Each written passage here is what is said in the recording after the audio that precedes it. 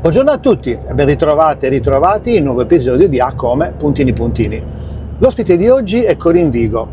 Corinne è una psicologa, una formatrice, è un'artista perché ha trovato un modo di sviluppare la crescita personale, quindi attraverso la formazione, la condivisione di ciò che ama, quindi la danza, il teatro, la scrittura e il coaching. Sono curioso di conoscere il suo percorso e quindi buon ascolto, buona visione e sigla!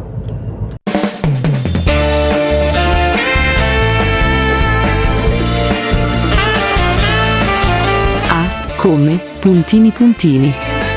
Un podcast ideato e condotto da Francesco Congio.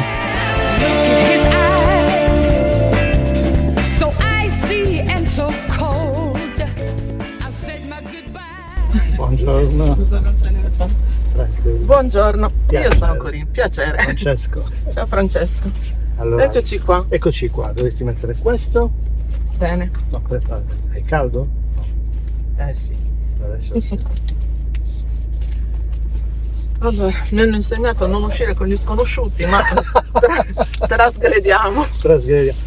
Cioè, mi hanno nel senso che non è un'imboscata, io non ne faccio più perché dopo 25 buongiorno. Dopo 25 episodi dove ho fatto imboscate, Sì. ho detto anche basta. Poi Ti hanno picchiato? quasi, no, picchiato no. Però ho capito qui. Scusa, Certamente. mi permetto, ok, fatto. Metti il maglione. Ho Ci capito siamo. che l'imboscata che era divertente, quindi la Sì. gente non erano un po' amici, anche non sconosciuti, ma magari che non avevo proprio totalmente, non ero totalmente in confidenza.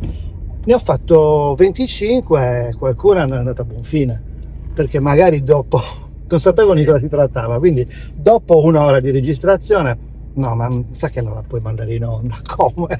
Perché? Perché magari non ci si pensa, non ci si prepara. Certo. Quindi ho È deciso, rischioso, è da molto qui bello posso ma passare. rischioso. Sì, Molto. possiamo passare di qua. Molto E rischioso. poi Ok. torniamo indietro sulla strada principale. Ok, quindi perché ho deciso di avvisare, quantomeno, vabbè, noi non ci conosciamo per nulla, nel senso che un ospite mi ha caldamente consigliato di invitarti, Pensa che amici.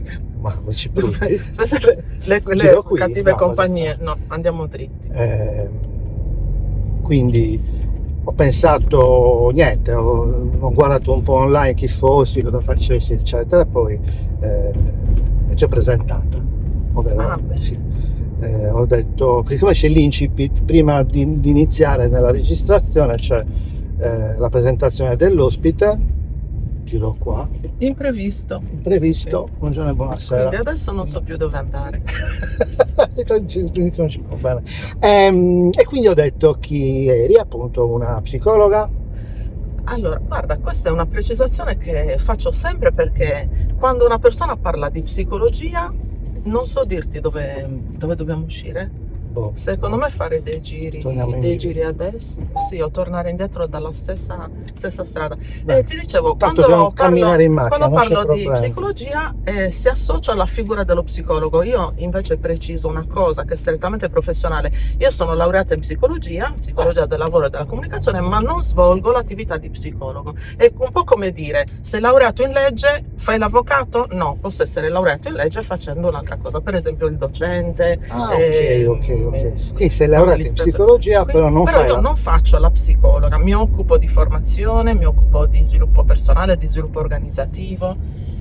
Col tempo mi sono appassionata tantissimo alle medicine complementari, le cosiddette medicine olistiche ed bello, energetiche, ok. quindi questo si lega col mio lavoro ed integra il mio lavoro, i miei interventi appunto quando si tratta di sviluppo della persona e di benessere. Ok, Tutto tranne fare la psicologa. perfetto. E non mi sono dedicata alla parte clinica, per esempio, ecco, Ecco. più all'area organizzativa. Sono Hai stati ragione altri di precisarlo, perché uno si immagina, quindi sei una psicologa, quindi lavori sì, è una cosa molto comune. Se mi dicono, Sì. no, sei una psicologa, effettivamente poi, come sanno benissimo i nostri colleghi, c'è una differenza fondamentale nella professione. È una figura professionale proprio differente.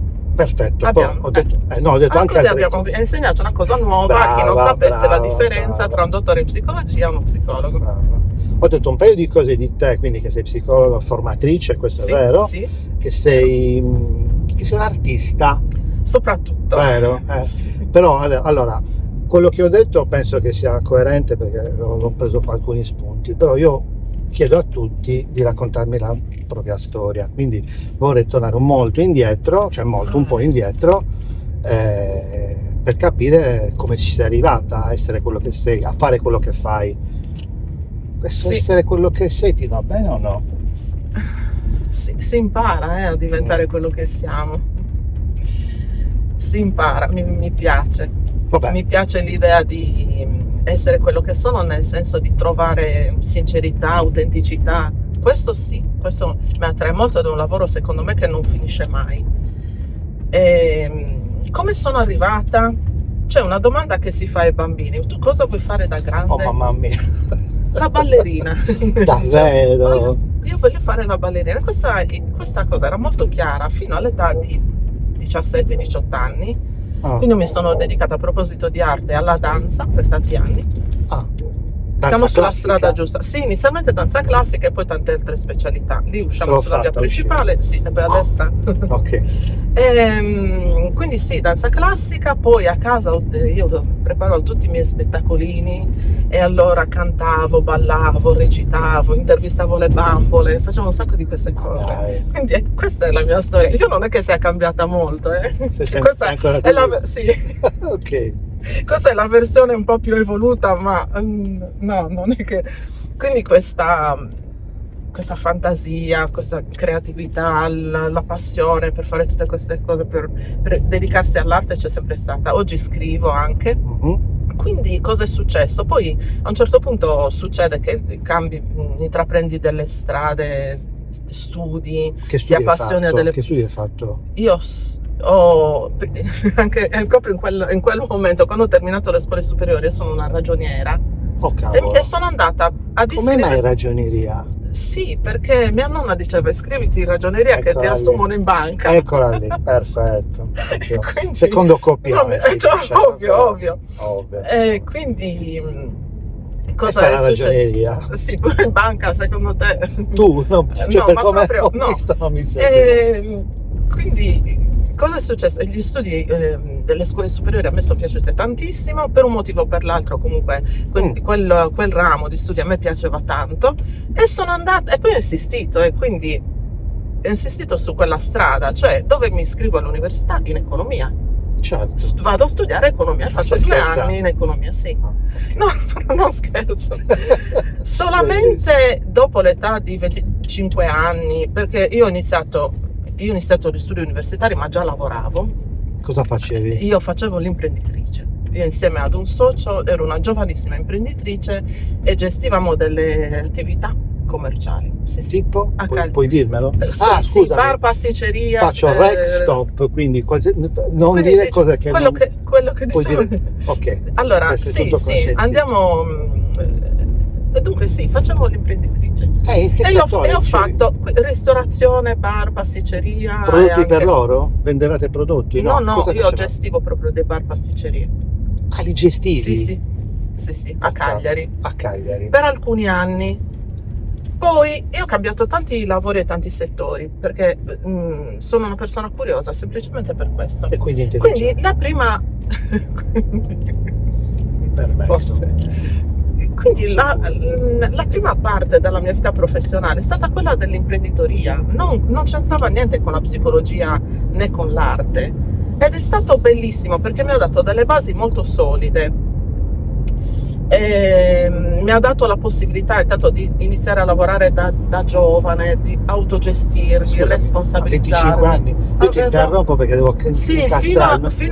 dall'età dei 23 fino ai 27 anni, 27, 28 anni. Studiavi e lavoravi? Sì, studiavo e lavoravo. Ho lasciato, mentre lavoravo, ho lasciato l'università in economia Ok. e dopo un po' di tempo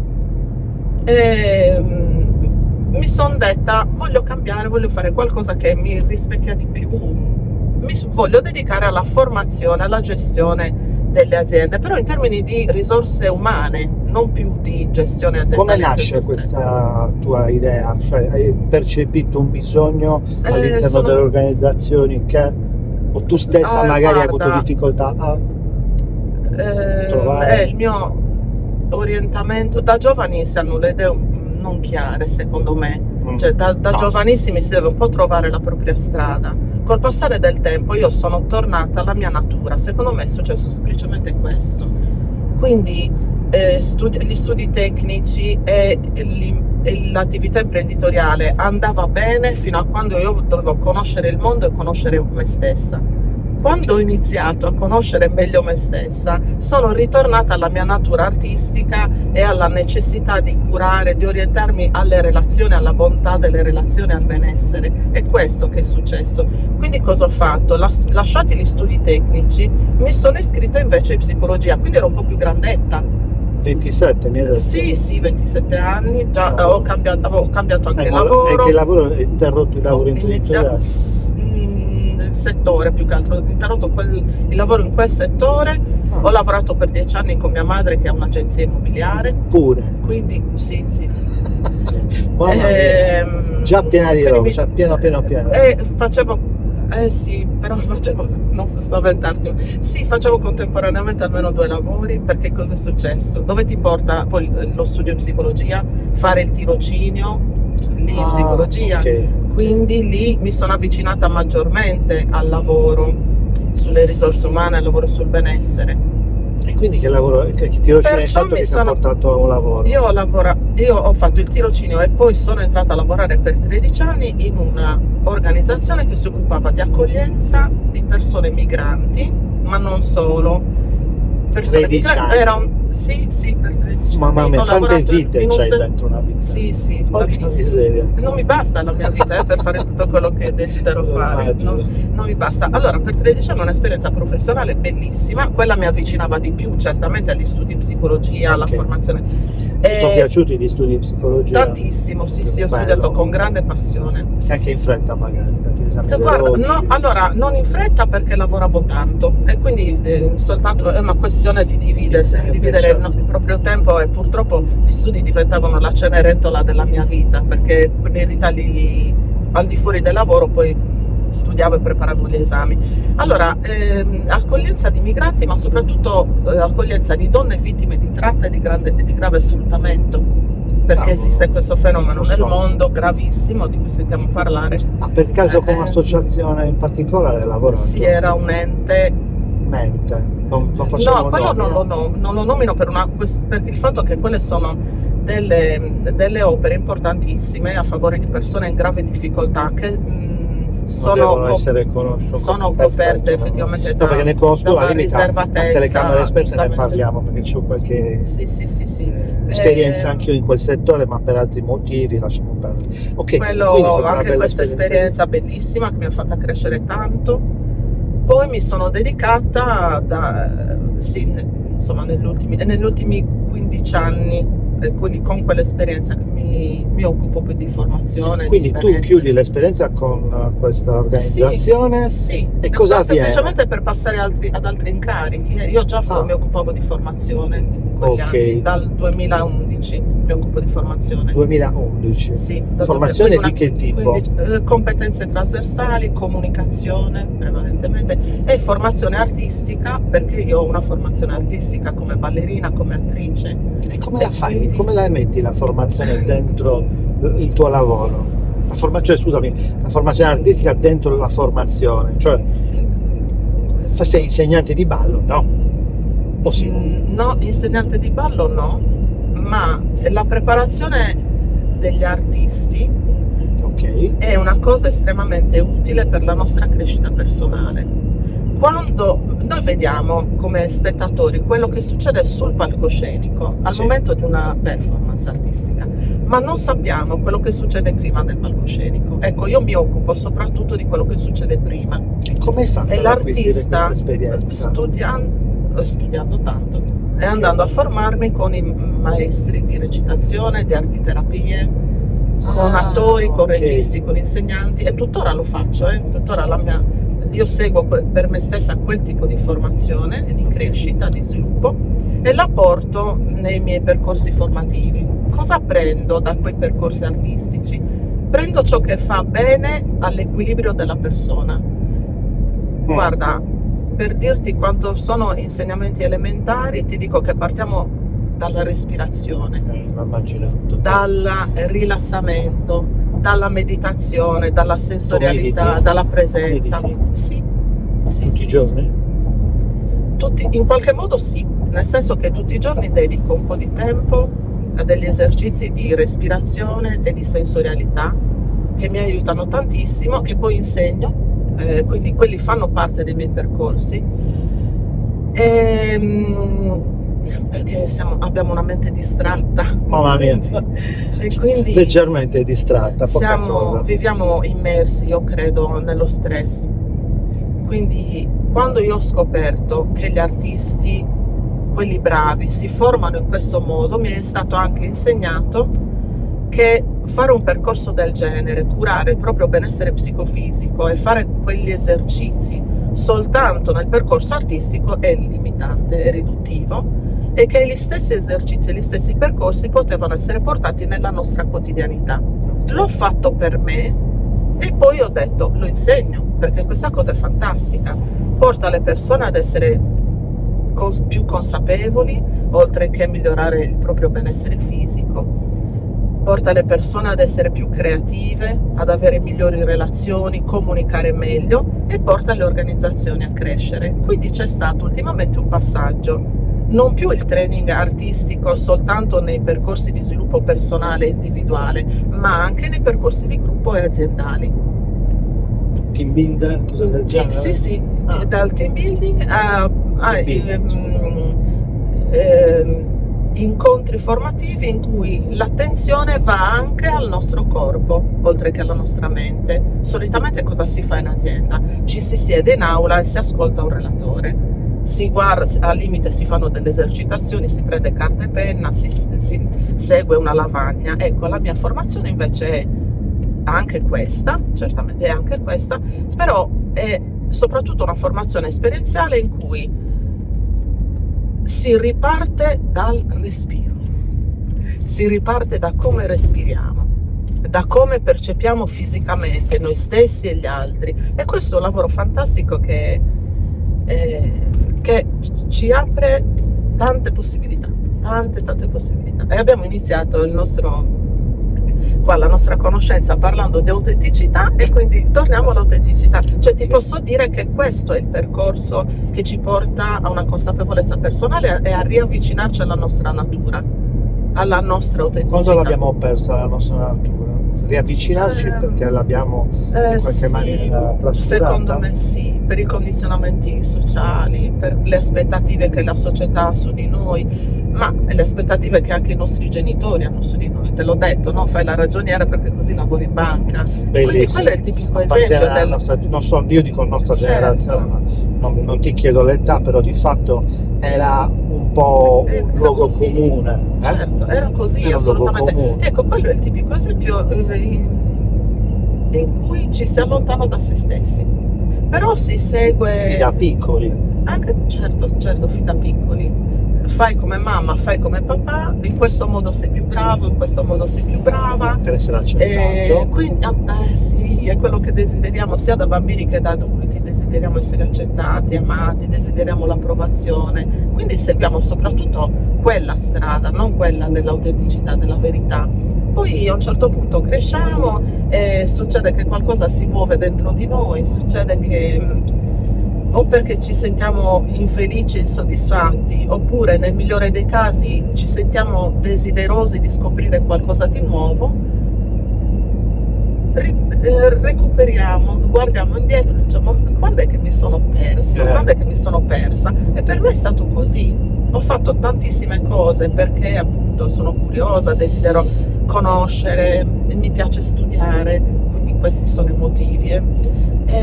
Però poi alla fine ho detto sì, ma in effetti che cosa desidero veramente? Desidero esprimermi artisticamente e poter trasferire attraverso il lavoro di formazione tutto ciò che io ho imparato e che mi fa stare bene anche ai miei studenti e clienti. Quindi ho scoperto che il lavoro può essere a tutti gli effetti una missione per molti di noi, un percorso di realizzazione che va molto al di là del senso pratico e tangibile, materiale, del risvolto materiale, e questo è dare anche un significato spirituale al proprio lavoro, dare un senso, è stato sempre molto importante. Ma il fatto di non essere diventata una ballerina per te come... Lo sono stata comunque. Lo sei stata ballerina. comunque. Cioè, in qualche modo, col passare del tempo non è stato importante fare soltanto la ballerina o insegnare ballo, è stato importante passare attraverso la danza, così come passare attraverso la recitazione. Quelli sono, a volte non sono stati un punto di arrivo, sono stati un percorso da attraversare per tornare a me stessa. L'arte è un percorso da attraversare per me, anche la scrittura lo è stato. Non faccio solo la scrittrice, ma scrivo.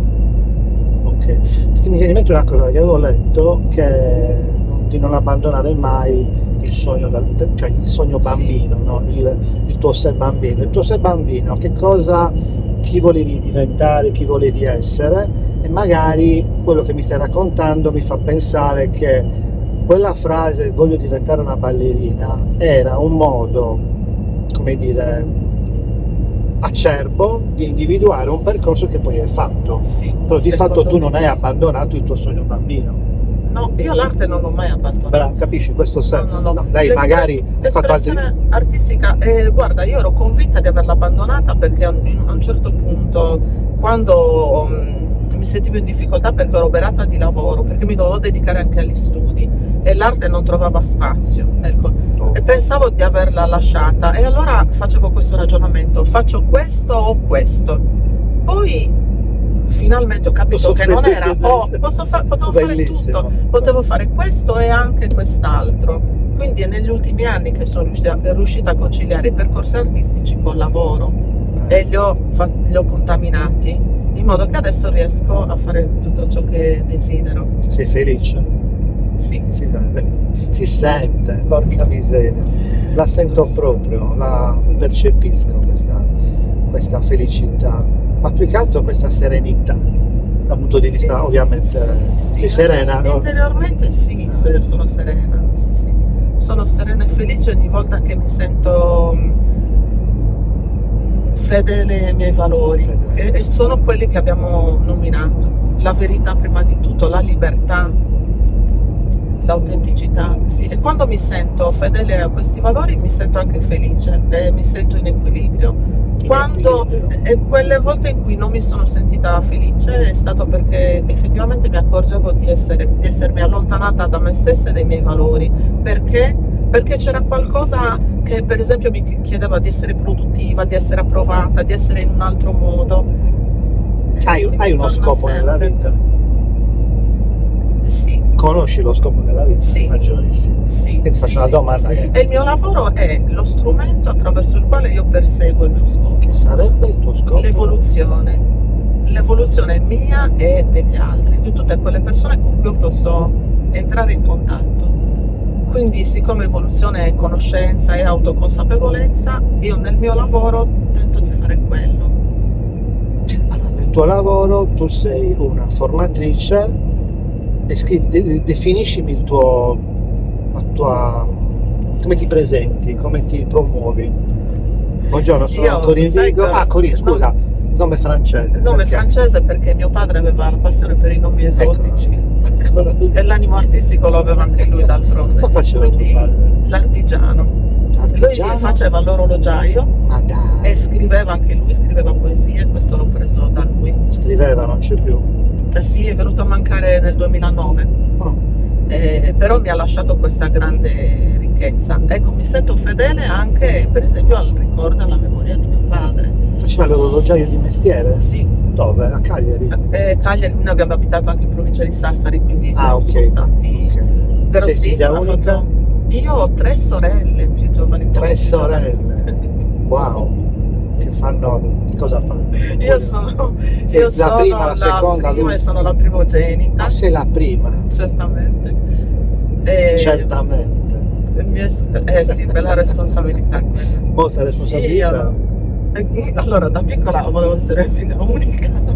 Quindi le maltrattavi? Ci ho provato. Ci hai provato? Poi mi sono rassegnata, ho detto vediamo cosa ne posso fare di queste sorelle. Le devo eliminare. quando hai cambiato idea? No, è stata una grande ricchezza, è una famiglia numerosa e molto unita, quindi questo Cosa fanno le tue sorelle velocemente? velocemente fanno tutte cose diverse. Una insegna informatica alle scuole superiori, Ok.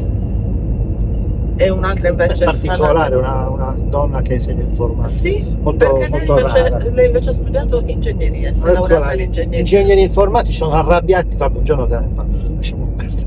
Perché si infilano. Ieri ho scoperto l'ingegnere pedagogico, ma si può, ma si può. Cioè, Allora, sì, ho sì. detto, ma dov'è la laurea in ingegneria pedagogica? Non esiste nemmeno la materia. Invece ti voglio svelare una cosa. Oddio, Allora, ragazzo. dopo averti detto che mie sorelle si occupano, una di insegnamento, l'altra è una libera professionista, è un agente immobiliare, e l'altra ancora invece è una professionista molto abile in ambito commerciale e di marketing, quindi lavora una figura importante all'interno delle aziende e delle organizzazioni. Ma ti voglio svelare invece una cosa che è stata un po' una mia domanda per anni. Allora, quando io studiavo per occuparmi di organizzazioni, di psicologia del lavoro e delle organizzazioni, emergeva questa figura con cui lo psicologo entra sempre in contrasto, che è l'ingegnere. Allora, che diciamo, bello! Ce l'ho allora, con gli ingegneri. anche gli ingegneri Mi fanno un sacco di nemici. No, non me ne secondo frega me nulla. io ho un problema karmico con gli ingegneri, lo Sì, devo risolvere, sì, ma sì. ora vi svelo perché. Quindi cosa succedeva? Che mi dicevano tante volte di organizzazione, di impresa, si occupano gli ingegneri. Anche io mi facevo la stessa domanda, dicevo cosa ne sanno gli ingegneri? Però non è proprio così, Non è nel proprio senso così, che gli ingegneri sono molto bravi nella loro visione sistemica e di struttura. Gli psicologi hanno uno sguardo differente, e quindi poi mi sono detta, ma perché questi qua non si parlano, non lavorano assieme? Perché la cosa più bella sarebbe lavorare assieme gli psicologi con gli ingegneri all'interno delle organizzazioni. Che se ascoltassero Questa io sarebbe direi di sì. la soluzione. Ma ascoltano gli ingegneri? E questo è il Qualche problema. volta sì. Qualche volta Sì, sei sì, buona, qualche tu volta sei sì. veramente Salutiamo buona. i nostri amici ingegneri. Amici ingegneri, Io ne ho leggetevi tanti. una cosa meravigliosa che è uscita in internet 30 anni, 25 anni fa. Siccome sono ingegnere. Tu scrivi su Google siccome sono ingegnere e ti viene fuori un elenco meraviglioso di Allora leader. ci sono quei professionisti che ritengono di sapere tutto e di saper fare tutto, però non sono solo gli ingegneri, ciascuno nel suo campo, perché anche gli psicologi sono un po' così, anche un po' gli avvocati, no? E quindi quando ci sentiamo esperti nella nostra materia siamo un po' invadenti anche nelle materie e negli ambiti altrui, secondo me. Però una soluzione, ecco, a proposito di organizzazione aziendale, una soluzione che a me piace tantissimo è il confronto tra gli psicologi del lavoro e gli ingegneri. Bella, Perché bella questa cosa. sì, hanno due visioni differenti che si possono integrare, e questo il lavoro dove c'è integrazione, dove c'è olismo, è sempre, c'è sempre un successo. Cos'è l'olismo? È Hai lo usato una sguardo, parola. è lo sguardo al tutto. Perché molti usano, è tutto olistico ormai, il dentista sì, è è una olistico, parola il medico un po' olistico, abusata, l'ingegnere è olistico. Ci manca l'ingegnere olistico. Lo inventiamo noi. Lo inventiamo, l'hai inventato tu, no, non mi permetterei mai, se no mi uccidono, perché vabbè, ormai mi sono fatto tanti di quei nemici con quella frase che ho detto che ciao, ma non importa, ho una certa Cos'è? età per cui mi sono scocciato, dico quello che penso, a costo di essere bannato, come si dice.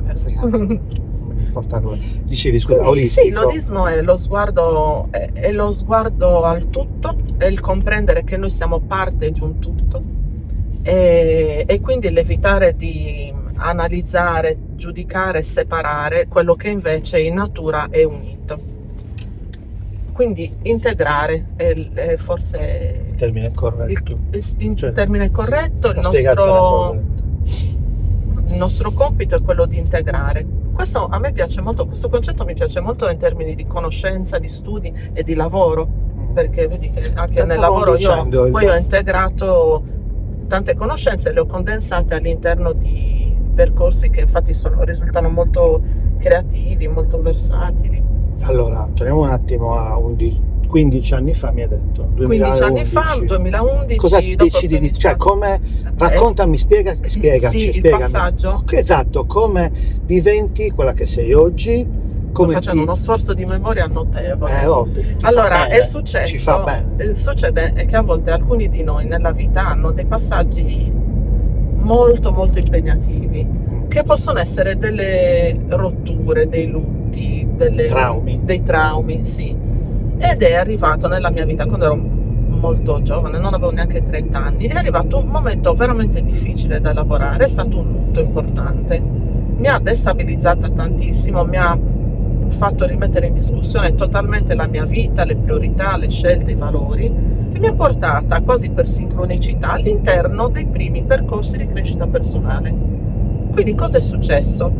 Che a gennaio del 2006 precisamente io inizio i primi corsi prendendo una scuola per formatori e coach, dove si faceva il master in programmazione neurolinguistica, si facevano tutta una serie di percorsi, materie bellissime. Inizio ad affacciarmi a questo mondo. 2006, che sono 20 anni. Siamo un po' abbiamo compiuto agli inizi. Sì, agli inizi. Perché poi è diventato un boom, scusi. Esattamente, anche per la programmazione neurolinguistica, per queste materie affini, queste no, ma la PNL 30 anni ce li ha anche di più, sì, cioè anche a livello di conoscenza. Anche di più altrove, poi in Italia e in Sardegna pian piano è arrivata a partire dagli anni 90. Esatto, ma il coaching è una cosa che ha avuto un boom sì, esagerato ora.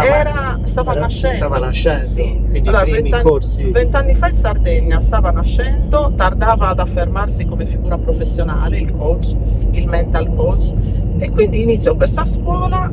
All'interno c'era un percorso molto intenso, molto bello. 2-3 anni? Sì, 2 anni e mezzo. 2 anni e mezzo. Poi ne inizio un'altra di 2 anni e mezzo dove era più il coaching era più ad orientamento spirituale, quindi la scuola di Roy Martina, Omega Healing, quindi mi sono orientata diversamente. Quindi sei diplomata, sei certificata a cosa? ICF? No, non ho scelto di associarmi ad un ente di certificazione. Ho aderito in passato ad un ente di formazione e certificazione per i formatori, ma poi ho deciso di rinunciare perché ho delle mie convinzioni sull'utilità di questo tipo di certificazione. Non è un'etichetta in quel senso? No, molti dicono certificato, scuola Bandler, scuola ICF, scuola... No, la certificazione in programmazione neurolinguistica per il master practitioner ce l'ho, perché è quella che arriva dopo la formazione PNL, quindi ti rilasciano quel tipo di certificazione, quindi attestati e certificazioni ne ho tanti, però devo dire che non sono granché importanti, sinceramente. No, vado più a quello che si sa fare, anziché all'attestato, mi piace pensarlo così. Quindi fai questa Quindi scuola? Faccio questa scuola di 2 anni e mezzo, poi ne faccio un'altra ancora. Ecco, in quel momento che facevi a livello in quel momento io lavoravo in un'agenzia immobiliare con mia madre. Tua mamma l'agenzia immobiliare? Sì, è la sua l'agenzia. Tua sorella lavora con lei? Sì, okay. Sì. Riescono a lavorare insieme, mamma e figlia? Come possono lavorare insieme mamma e figlia? Non dico altro. Sì. Non dico altro. No, puoi dire, lo dico io.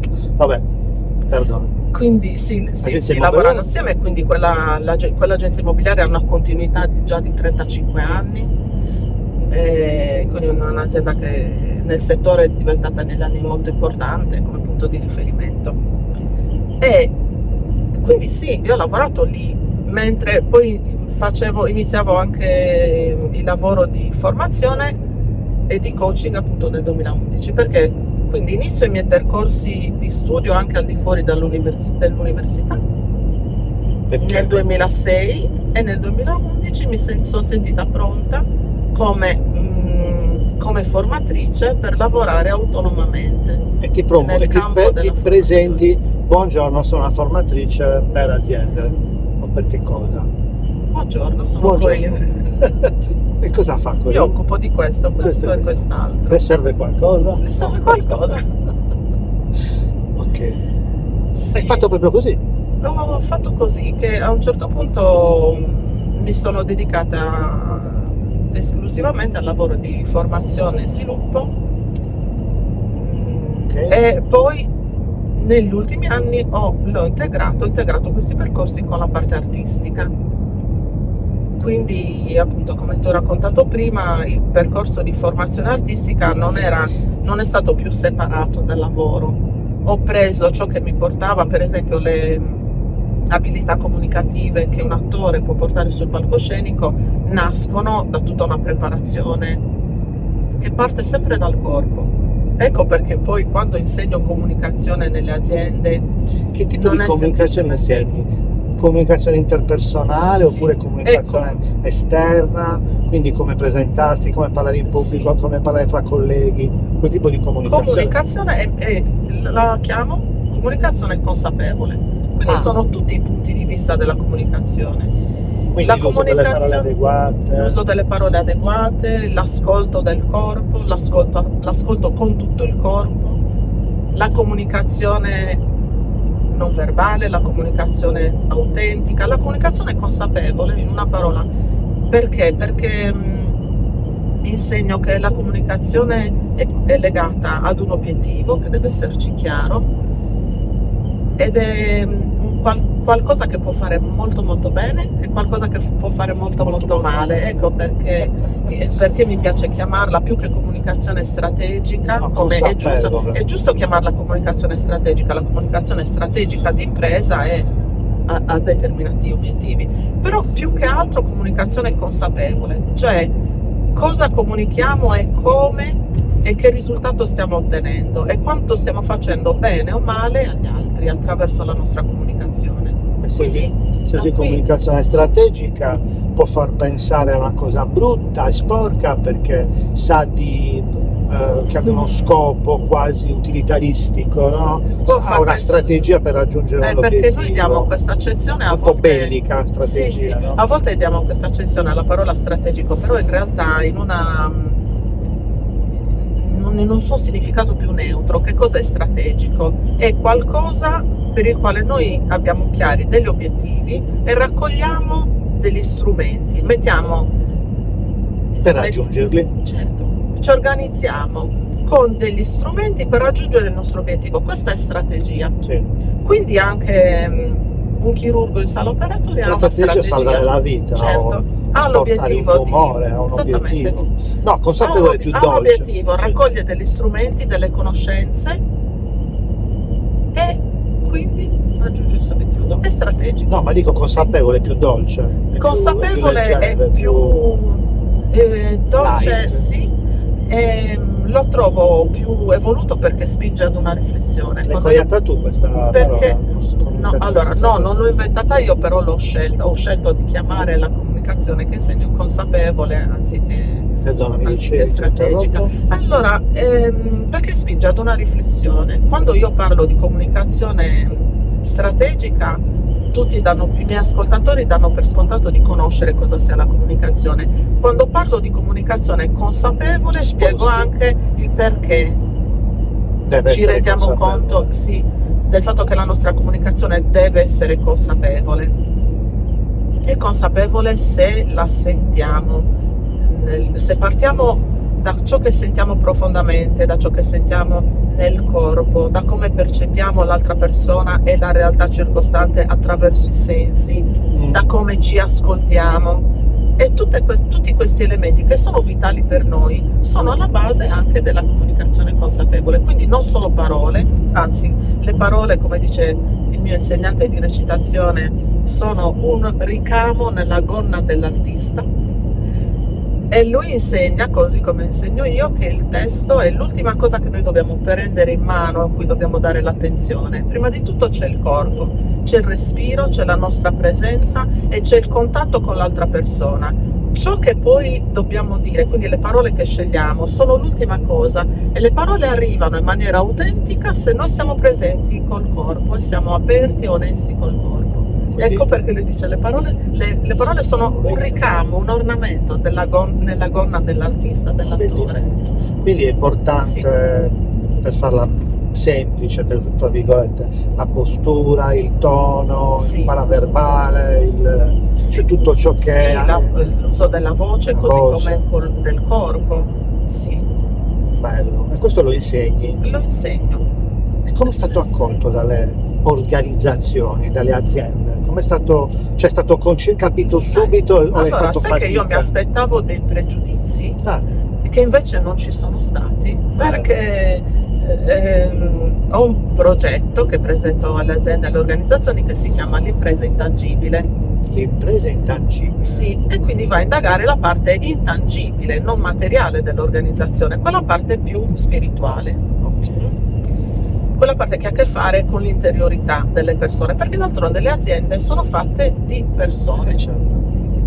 A te vanno bene qualsiasi E quindi- dimensione. Sì.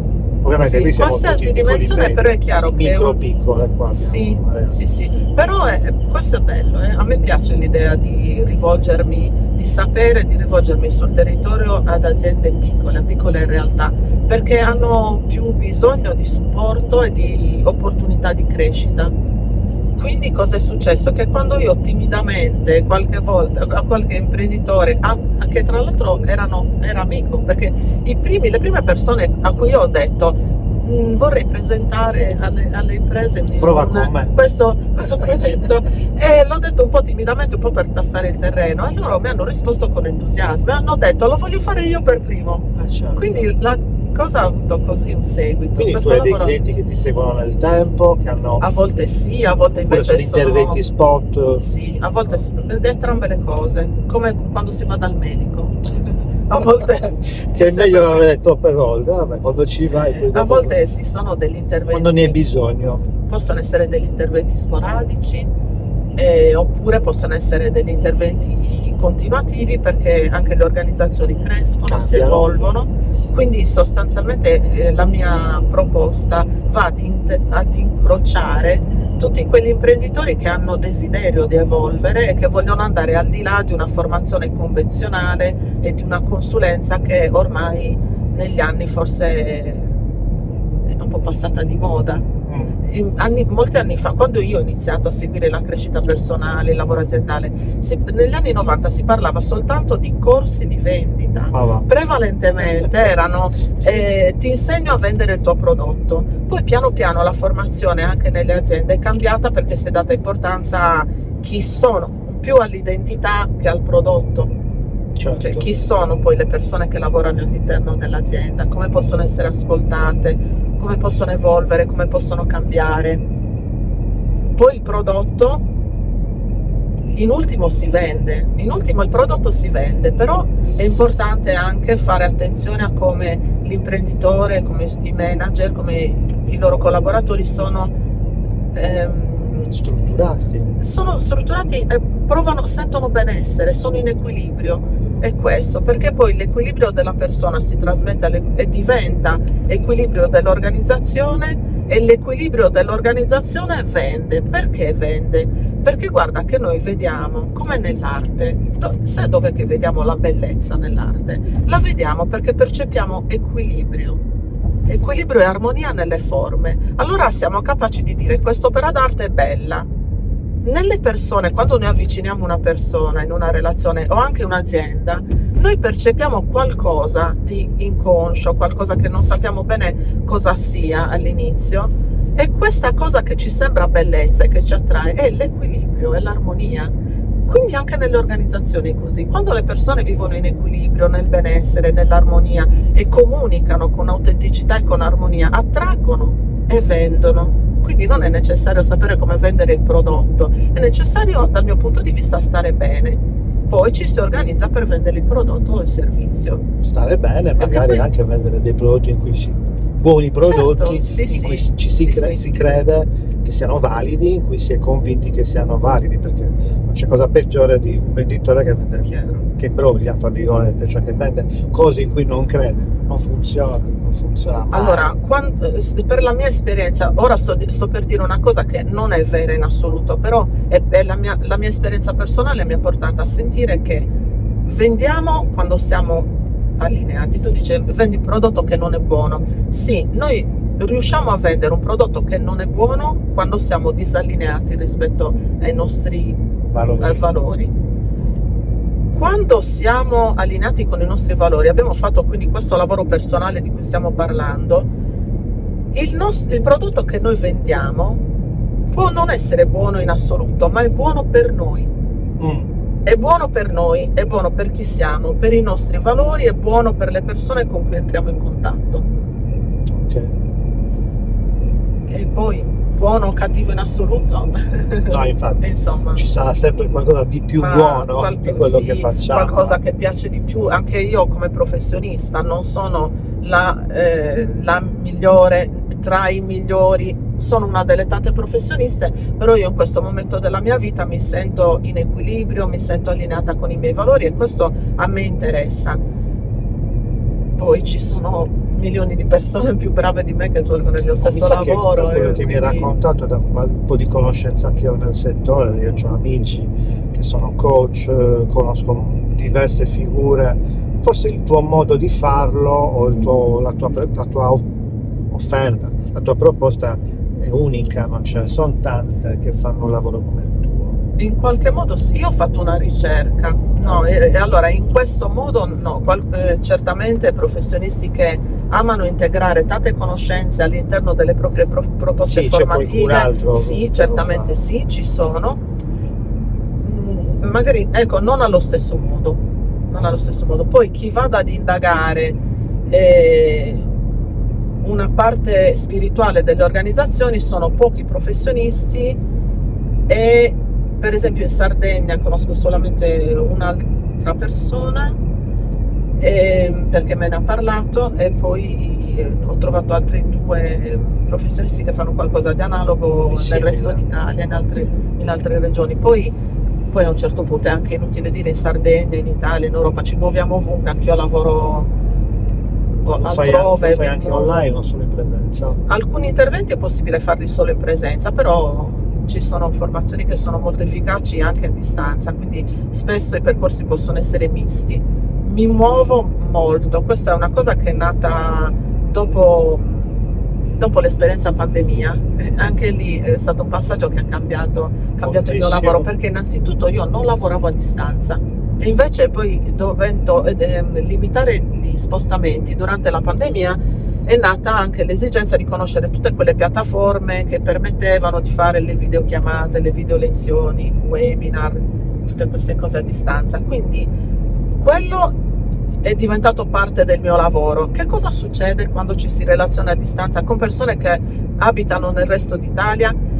Che poi c'è stata una volta tutti liberi, aperte le porte, io sono andata a raggiungere queste persone, sì, perché poi sono entrata in presenza nelle loro organizzazioni, quindi succede che io vada in giro in altre regioni per portare gli stessi interventi, gli stessi servizi e percorsi altrove, sì. Bene. E mi piace perché poi viaggiare è una delle mie passioni. Ti piace viaggiare? Tantissimo, sì. Ecco, le tue passioni, i tuoi hobby, i tuoi interessi. Oltre l'arte in tutte le sue forme, anche viaggiare. Viaggiare per hai un viaggio all'anno, hai un programma precostituito. No, fosse per me io vivrei in giro. E infatti tanti viaggi sono stati non delle vacanze, ma delle esperienze che ho unito al lavoro. Quindi spesso succede che mi sposto per lavoro, allungo la permanenza di lavoro in un'altra regione o in un altro posto, perché così c'è anche il modo di fermarsi nelle città, di conoscere. Quindi no, non ho idea di un viaggio all'anno, 2 viaggi all'anno, perché se fosse per me vivrei in giro per il mondo. Domanda personalissima, famiglia? Io non sono sposata, non ho figli, ho nipoti. I nipotini, quindi sei abbastanza libera, no? Perché sì, ecco, sì, è questo. Io sono molto libera, perciò questo mi permette effettivamente di spostarmi, allungare anche con degli spostamenti imprevisti e decisi all'ultimo momento, perché si decide: devo andare 2 giorni a Palermo, ma sai che c'è? Rimango 10 giorni. Che non l'ho vista magari. Bello. Sì, è stato così. Ascolta, c'ho una domanda da farti, perché è venuta fuori nell'episodio prima del tuo, in ordine cronologico. Tu sarai alla 35esima, l'episodio 34. Siccome sto cercando di parlare molto con ragazzi, perché voglio affrontare argomenti di lavoro, di come si sentano la loro generazione, ti sto parlando di 25-30 come range, abbiamo parlato di stress, che è una parola che io non ricordo di aver mai usato alla loro età. Non ho mai detto ai miei genitori, ai miei amici, sono stressato, no? Invece oggi è entrata nell'uso comune. Tutti dicono mi stai stressando, sono stressato, sono sotto stress, sotto pressione. Quindi come la vedi oggi da questo punto di vista l'uso di questa parola, e come pensi che si sentano, perché si sentono stressati?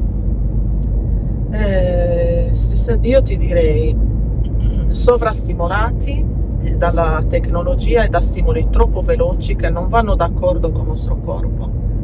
Quindi, non rispettando i ritmi del corpo, noi stressiamo prima di tutto il nostro organismo, la nostra fisiologia. Ci sentiamo stanchi, dormiamo male, perdiamo i livelli di memoria e di attenzione ottimali, che sono quelli che ci servono.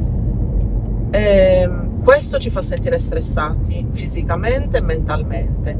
Poi c'è un orientamento, secondo me, eccessivo alla performance, al successo a tutti i costi, alla competizione, ma questa è una questione culturale. Un po' americana. Sì, l'abbiamo importata, credo, da una cultura anglosassone. Ci si ferma poco a contatto con se stessi. È qui che io intervengo anche. Allora, nel mio lavoro tanti interventi sono dedicati ai più giovani, perché noi abbiamo avuto la possibilità, quelli della nostra generazione hanno avuto la possibilità di scrivere a mano, di usare persino la macchina per scrivere e non il computer. Che bella. Non abbiamo potuto utilizzare i mezzi tecnologici, e quindi noi abbiamo la possibilità, volendo, di tornare indietro. Io per esempio scrivo a mano, e i più giovani non hanno conosciuto quel ritmo, cioè non hanno conosciuto quel ritmo neanche del corpo, quel ritmo e quelle modalità di mettersi in relazione. Se volevamo vederci, ci davamo un appuntamento e ci vedevamo sotto casa, in piazza, in un locale. Certo. Quindi tutto questo stressa. Scusa, fermati. I passaggi generazionali sono, come dire, precostituiti, nel senso ci sono per definizione dalla generazione dei nostri nonni, i nostri padri e la nostra, i nostri figli, ci sono tutti questi passaggi. Ma allora a me viene da pensare, magari ti sto dando la risposta, ma è la velocità che è avvenuta, con la quale sono avvenuti? Sì, allora è la velocità, sì. È troppa la velocità con la quale sono avvenuti questi cambiamenti, perché dallo scrivere a mano alla battere a macchina è stato molto molto lento, è durato tanto tempo. L'avvento della digitalizzazione ha facilitato il nostro lavoro, l'ha velocizzato. Questo è positivo finché si tratta di processi lavorativi, di processi aziendali. Quando si tratta di produrre qualsiasi prodotto, quello è molto positivo. Quando si tratta di relazionarci fisicamente alla tecnologia non va più bene. Ieri sera dalle 8 alle 10 ho seguito un webinar che era un corso di aggiornamento per me, ed era una lezione di neuroscienze, prevalentemente era una lezione di neuroscienze. Si parlava quindi di biochimica del corpo. Abbiamo parlato di insonnia, di ritmi del corpo, di ritmi circadiani, di ormoni, di riposo. E le luci blu danneggiano i nostri ormoni, iniziano a funzionare male, ma d'altronde noi utilizziamo gli schermi ogni giorno. Quindi evoluzione e tecnologia 20-30 anni fa voleva dire qualcosa di più veloce, ma comunque meccanico, che più facilmente si avvicinava al funzionamento meccanico del nostro corpo. Il supporto digitale non si avvicina nemmeno un po' ai ritmi del nostro corpo e del nostro cervello, quindi sollecita troppo la nostra fisiologia, ci costringe ad accelerare dei ritmi che così non sono più naturali. Ti racconto un'esperienza bellissima a proposito di viaggi. È un viaggio in Kenya che io ho fatto lo scorso anno, 2025, fine ottobre. Fine ottobre sono andata in Kenya per fare un safari. Wow. Io sapevo che sarebbe stata un'esperienza meravigliosa, un viaggio che io desideravo fare da 10 anni. Ma la cosa meravigliosa e che io non prevedevo è che improvvisamente per 10 giorni io sono stata a contatto con la natura, ed è una cosa che noi qui non conosciamo. Che cosa voleva dire però a contatto con la natura? A contatto prima di tutto col sorgere del sole e col tramontare del sole, quindi con la luce, solo con la luce naturale. Io non sono stata sottoposta per 10 giorni alle luci artificiali e soprattutto ai LED, alle luci blu. Zero. No, perché ci alzavamo prima dell'alba. All'alba noi eravamo già nella savana, in mezzo alla natura, alla luce, e tornavamo nei nostri alloggi al tramonto. Dopo il tramonto noi potevamo usufruire solamente di luci arancioni, color ocra. Perché? Perché non disturbavano gli animali. Nel non disturbare gli animali non disturbavano nemmeno la nostra salute, il nostro corpo. Il mio corpo in 10 giorni ha cambiato funzionamento. Davvero? Sì, e quando sono tornata qui il mio corpo funzionava in una maniera differente. Ho Cioè, dopo che l'hai impiegato percepito? almeno un mese, io l'ho percepito dai cambiamenti ormonali, del Ok. riposo, dell'appetito, della lucidità. E sono cose che tutti Stavi possiamo meglio? notare. Sì, io stavo meglio, il mio corpo era cambiato, erano cambiati anche i miei pensieri, perché esiste il mal d'Africa, ho scoperto che non è una No, è diceria, vero. esiste qualcosa di Ti molto potente. Ti mancava proprio? Sì, però ecco, questo è per fare un esempio di come sia veramente potente l'effetto che l'ambiente ha su di noi, ha sul nostro corpo, ma non lo conosciamo perché a noi sembra naturale stare a contatto con un telefonino o con un computer tutto il giorno, o comunque per tante ore. Naturale non è.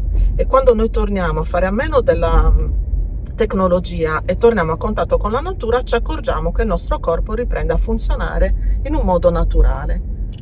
Questo sembra che ci siamo allontanati dal discorso stress dei giovani, ma non ci siamo allontanati, perché noi pensiamo che lo stress nasca da pensieri ossessivi, dal sovraccarico di lavoro, ma in realtà il sovraccarico non è dovuto solo al lavoro, è un sovraccarico di stimoli troppo veloci e troppo innaturali.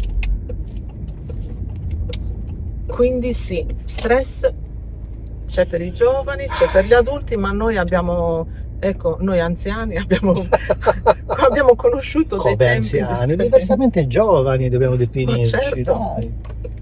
Positivi. Mi sento dire, a volte faccio lezione a dei giovanissimi e giovanissime nei corsi professionali, quindi sono ragazzi adolescenti, non hanno 25 anni, hanno un'età tra i 14 e i 18 anni, e quando chiediamo di metter via i telefonini ci aggrediscono, come docenti ci aggrediscono, e mi sono sentita dire: sembra che voi non sappiate che noi siamo nati con i telefonini, noi non conosciamo cosa voglia dire vivere senza il telefonino. Hanno ragione. E come rispondi? Loro non conoscono. Come rispondi? E io rispondo: è proprio per questo, ragazze, che non vi rendete conto di quanto invece può farvi bene fare a meno per qualche ora del telefonino. Ti ascolta, no? Bella la faccia dalla risposta. Io vorrei parlare con te anche del discorso lavoro giovani, perché questo mi preme tantissimo, ma siamo all'ora, è passata un'ora, quindi non bisogna uscire con gli sconosciuti. Ti sei pentita? No. Ok, No. Allora ti devo fare la domanda fatidica di questo progetto che si chiama A Come. Io ho chiamato questo progetto, a questo podcast, video podcast, vodcast A Come, e io a ogni ospite faccio una domanda sulla fine dell'episodio, in virtù del fatto che questa chiacchierata di oggi, quello che magari gli argomenti di cui abbiamo parlato, ti ispira una parola che inizi con la A per dare un titolo a questo episodio, e ti dico A come? Arte che cura. Arte che cura. Aspetta. E se avessi già arte? Queste sono le 34. Armonia? Non c'è. Brava, armonia. L'abbiamo trovata. Brava, armonia. A come armonia. Perché armonia? Quando io pronuncio la parola armonia mi sembra di sentire degli strumenti che suonano in armonia, che vanno d'accordo tra loro, che si accordano, che danno una melodia piacevole. E armonia è quello in fondo di cui abbiamo parlato quando abbiamo parlato dell'essere umano, di come essere in equilibrio, in armonia. Quando tu mi hai detto ti vedo felice, io lo vedo che sei felice. Adesso felicità magari è un concetto astratto, e io mi sento felice quando mi sento nel posto dove vorrei essere, esattamente dove vorrei essere in quel momento. Questa forse è quella definizione che più si avvicina a felicità, però soprattutto è quando mi sento in armonia con le persone, sì, con me stessa, con le persone, con quello che faccio, con quello che penso, e mi piace sentirla l'armonia. L'armonia è nell'arte. Quando abbiamo parlato di bellezza, percepiamo cosa? Armonia nelle forme, armonia nelle luci, armonia nel suono. Mi incuriosisce la parola. Sai da dove deriva? Da cosa il significato? Lo vado a cercare. Tu insegni a stare in armonia, giusto? Sì. Quindi il tuo obiettivo è quello di creare armonia nell'organizzazione, benessere nelle persone e quindi anche nelle organizzazioni. Sì. Quindi potrebbe essere anche, oltre comunicazione consapevole, potrebbe essere comunicazione armoniosa, oppure insegni a stare in armonia, non lo so, corsi di armonia. Ma sì, facciamo i corsi di armonia. Che bello. Uff, peccato, o facciamo un'altra puntata, oppure spegniamo la telecamera e parliamo noi. C'è il girone di ritorno. Non lo so, potrebbe esserci. Pensaci. No, sto ipotizzando alcune cose, adesso le spoiler qui, che faccio di fare. Io a Natale ho fatto come aperitivo, è stato bellissimo che sono venuti tutti gli ospiti delle prime 30 puntate, abbiamo fatto un aperitivo per far conoscere gli uni agli altri, no? Per farli avvicinare, perché poi qualcuno si è visto tutti gli episodi e quindi tu hai parlato di questo, tu hai parlato di quell'altro, e si sono conosciuti. Sto pensando di fare un giro ristretto di persone, faccio come armonia e ti invito e tu parli agli altri di quello che fai, di armonia, e di arte che cura, che è il nome dei miei progetti. Esatto, anche di quello. E quindi dobbiamo chiudere qui. La cosa bella è che magari poterci scambiare le esperienze, esatto, sì, parlare ciascuno. Ho pensato di dedicare una serata a ogni ospite. Che bello. Per cui ci incontriamo, mangiamo e beviamo, però poi un ospite... Quello sempre. Mangiamo e beviamo, quello ci vuole sempre. Fondamentale. Però l'ospite magari si racconta agli altri mezz'oretta di tempo, il tempo che ci vuole, se ha qualcosa da dire. Ma io so che tutti abbiamo qualcosa da dire, ovviamente. Sì. Grazie, infatti, Corinne. Grazie a te. È stato bello. Spero anche per voi. Grazie. Arrivederci.